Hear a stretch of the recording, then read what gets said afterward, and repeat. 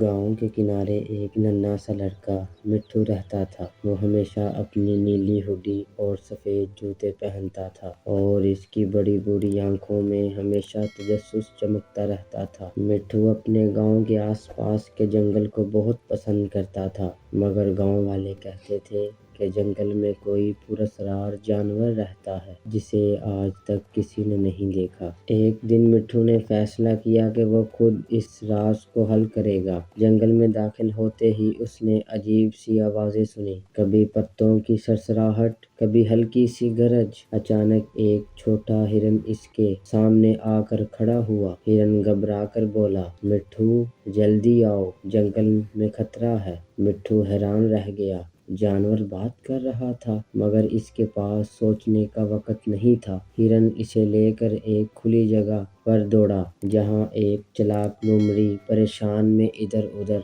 घूम रही थी। लोमड़ी बोली, जंगल के अंदर पुराना पथरीला दरवाजा खुल गया है और वहां से अजीब साए बाहर आ रहे हैं। मिट्ठू की सांस रुक गई। साए कैसे? हिरन और लोमड़ी दोनों ने मिट्ठू से मदद मांगी, क्योंकि वो दिल का बहादुर था। मिट्ठू इनके साथ जंगल के अंदर और गहराई में गया। दरख्त ऊंचे होते गए, धुंध बढ़ती गई और फिजा खामोश, बहुत खामोश। फिर एक जोर की गरज सुनाई दी। पुराना दरवाजा खुद ब खुद हिलने लगा। इसमें एक बड़ा स्याह साया बाहर आया, जैसे कोई देव हो, मगर इसका जिस्म धुंध से बना था। हिरन कांपने लगा। लोमड़ी पीछे हट गई, मगर मिट्ठू आगे बढ़ा और बोला, मैं जानता हूँ तुम नुकसान नहीं पहुँचाओगे, तुम कैदी हो ना। साया रुक गया। चंद लम्हों बाद इसकी गरजदार आवाज आई, 1000 साल से मैं इस